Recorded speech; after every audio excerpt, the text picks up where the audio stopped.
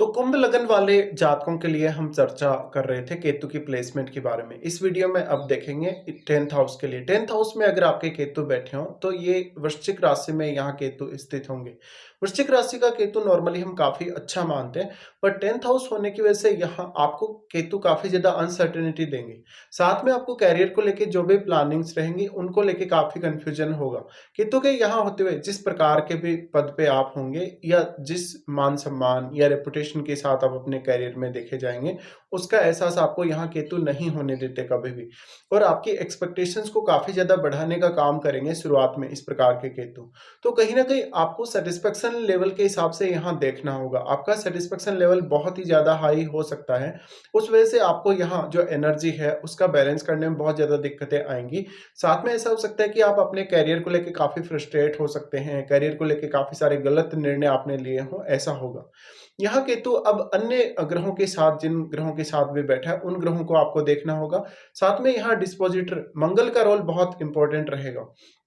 तो केतु के यहाँ होते हुए आपको शुरुआत में बहुत ज़्यादा मेहनत करनी पड़ेगी अपने करियर के लिए। साथ में आपकी जो मेहनत है वो और ज़्यादा बढ़ जाएगी, क्योंकि आपका जो हार्ड वर्क है वो सही डायरेक्शन में नहीं होगा। इससे हो सकता है कि आपने बार-बार अपना करियर स्विच किया हो या बार-बार आप अपने जॉब को चेंज करते जा रहे हैं, तो आपको करियर में स्टेबिलिटी का प्रॉब्लम आएगा, साथ में आपको सैटिस्फैक्शन का प्रॉब्लम तो आएगा ही। इसके साथ-साथ आपके करियर की वजह से आपके अन्य जो रिश्ते हैं, पारिवारिक रिश्ते हैं, आपकी मैरिड लाइफ है या आपका जो फॉरेन सेटलमेंट वगैरह है, उस पे काफ़ी असर पड़ सकता है। इसके साथ-साथ आपको केतु यहाँ होते हुए काफ़ी ज़्यादा अनसर्टेनिटी देंगे। अनसर्टेनिटी आपकी आर्थिक गतिविधियों को लेके हो सकती है या करियर को लेके हो सकती है। अब आपको यहाँ केतु के साथ बैठे हुए ग्रहों पर भी विचार करना होगा। साथ में यहाँ ये भी देखना होगा कि कोई भी ग्रह केतु के साथ या तो रेट्रोग्रेड कंडीशन में है या सामान्य स्थिति में। क्योंकि कोई भी ग्रह अगर केतु के साथ रेट्रोग्रेड कंडीशन में बैठा हुआ होगा, तो केतु अपना पूर्ण रूप से प्रभाव उस ग्रह पर डाल पाएंगे। साथ में अगर यहाँ कोई भी फायरी प्लैनेट होगा, तो उस लेवल में आपको कहीं ना कहीं सेटिस्फेक्शन की और भी ज़्यादा कमी रहेगी। तो आपको अपना सेटिस्फेक्शन पावर बढ़ाने के लिए कहीं ना कहीं अब ज़्यादा हार्डवर्क करना पड़ेगा। जो आप अचीव करना चाहते हैं वास्तव में, वो आपको ऑलरेडी अचीव हो चुका है या उस पद तक आप ऑलरेडी जा चुके हैं, बट कहीं ना कहीं आपका वो जो सेटिस्फेक्शन लेवल है वो कभी भी पूर्ण होता नहीं, क्योंकि यहाँ केतु बैठकर आपकी जो संभावना है उनको बहुत ज्यादा बढ़ा देता है। इसके साथ-साथ वो एनर्जी को एब्ज़ॉर्ब करने का काम करता है। अगर मंगल आपके चार्ट में अच्छी स्थिति में नहीं है, तो आपको और भी ज़्यादा मेहनत करने की आवश्यकता पड़ेगी। जातक ने शुरुआत में जो भी एजुकेशन ग्रहण किया है, हो सकता है कि एजुकेशन जो जातक का रहा है, वो उसके करियर के अकॉर्डिंग ना हो। तो जातक को कुछ इस प्रकार की इश्यूज़ आएँगे, जहाँ पर वो बहुत ज़्यादा सक्षम नहीं है अपना काम करने के लिए, या आपने कुछ ऐसी गलतियाँ की हैं करियर वाइज़, या आपका जो भी काम है, जिस भी प्रोफ़ेशन में आप हैं। अब देखिए, नॉर्मली जो वृश्चिक राशि का जो केतु होता है, उसको हम काफ़ी ज़्यादा एक ऐसा केतु मान सकते हैं जहाँ पर आपकी लाइफ में काफ़ी कुछ सेक्रेट चल रहा है। तो करियर को लेके जो भी प्लानिंग्स आप करेंगे उनको आपको काफ़ी सेक्रेट रखना होगा। साथ-साथ में आपको अनसर्टेनिटी का बहुत ज़्यादा सामना करना पड़ेगा और उतार-चढ़ाव का भी। अगर यहाँ कोई भी फायरी प्लैनेट केतु के साथ बैठा है, तो आपके करियर में उतार-चढ़ाव आने की संभावना भी उतनी ही ज़्यादा बढ़ जाएगी। यहाँ पे इनकी प्लेसमेंट की वजह से अब आपको अपने व्यवहार का भी ध्यान रखना होगा। आप अक्सर फ्रस्ट्रेट होके अपने कलीग्स के साथ या अपने बॉस के साथ कुछ खराब व्यवहार भी कर सकते हैं। अगर यहाँ मंगल जैसे प्लैनेट की प्लेसमेंट हो, तो मंगल यहाँ रेट्रोग्रेड नहीं होने चाहिए। अगर मंगल यहाँ पर स्थित है, कुछ हद तक वो आपको सहायता कर सकते हैं आगे बढ़ने में।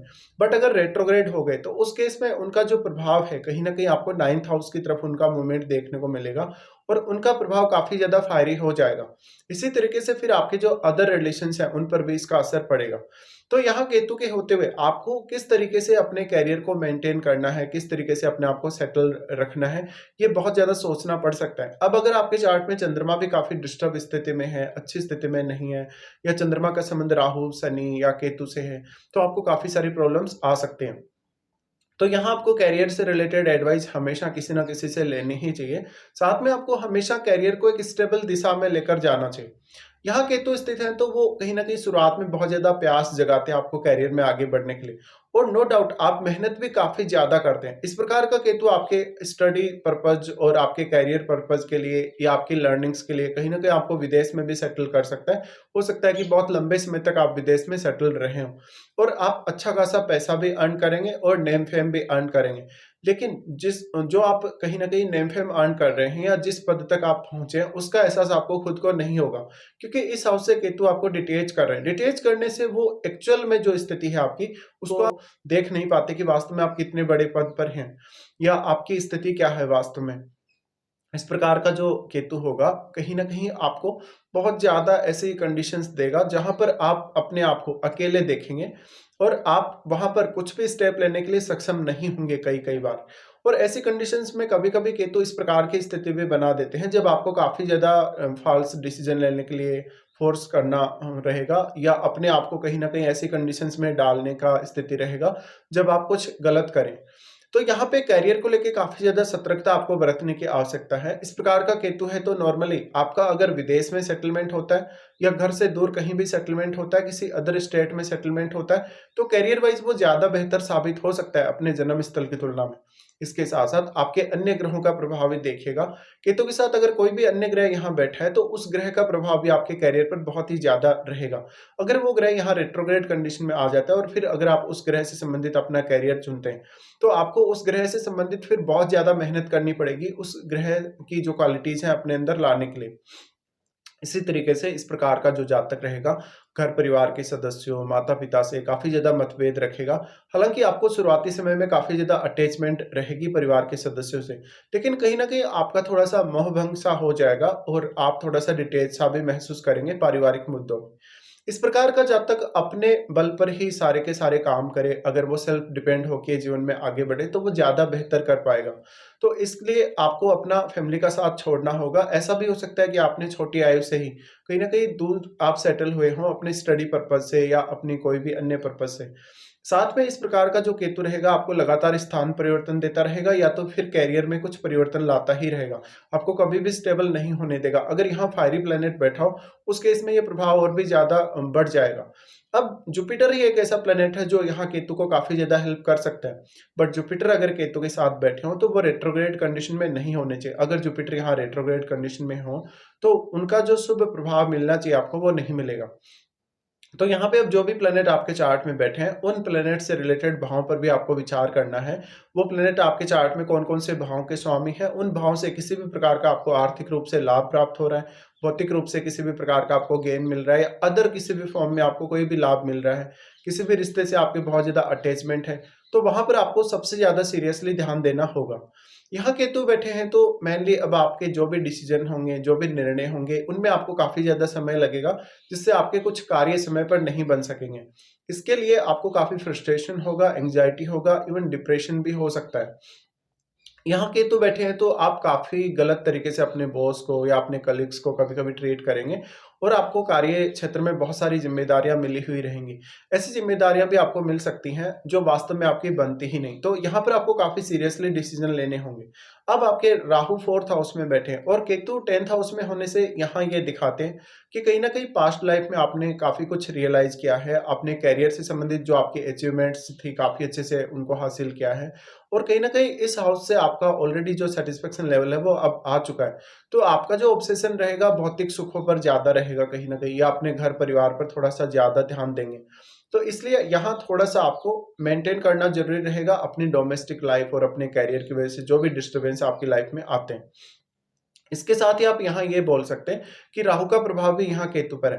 पर देखिए राहु और केतु का प्रभाव जो है उसमें काफ़ी बड़ा एक डिफरेंस इसलिए आ जाता है क्योंकि राहु और केतु के मध्य 180 डिग्री का एंगल हमेशा ही बना हुआ रहेगा।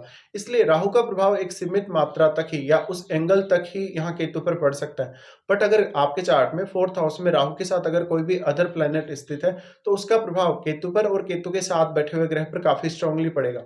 और क्योंकि राहु के साथ बैठा हुआ ग्रह बहुत ज़्यादा मल्टीप्लाई हुआ है, राहु ने उस ग्रह की क्वालिटीज़ को काफ़ी ज़्यादा मल्टीप्लाई किया है, तो उस ग्रह से संबंधित भावों को देखिएगा, उस ग्रह से जो भी जुड़े हुए अन्य प्लैनेट हैं, उन प्लैनेट्स को देखिएगा। कहीं न कहीं उन प्लैनेट पे भी उसका असर पड़ेगा और इसी तरीके से उस प्लैनेट का जो प्रभाव है, जो 4th हाउस में बैठा है, उसका प्रभाव केतु पर और केतु के साथ वाले प्लैनेट पर पड़ेगा। इसके साथ ही नॉर्मल स्थिति में अगर कोई भी ग्रह स्थित है राहु या केतु के साथ, तो उस स्थिति में क्योंकि जो राहु और केतु का डायरेक्शन है वो बिल्कुल ऑपोजिट होता है क्योंकि ये रेट्रोग्रेड होते हैं। लेकिन अगर इनके साथ कोई भी सामान्य स्थिति में ग्रह बैठा है, तो वो आगे बढ़ रहा होता है। जबकि ये रेट्रोग्रेड है तो ये पिछले भाव की तरफ मूव करते हैं। इसलिए रेट्रोग्रेड प्लैनेट होगा तभी राहु और केतु अपने साथ बैठे हुए ग्रह को सबसे ज़्यादा प्रभावित कर पाएँगे। इसके साथ-साथ आपको अपनी महादशा पर भी अवश्य विचार करना चाहिए। आपको करियर के लिए कुछ गलत फैसले लेने से अवश्य ही बचना चाहिए, नहीं तो आपको काफ़ी ज़्यादा ही मेहनत करनी पड़ेगी फिर जीवन में आगे बढ़ने के लिए।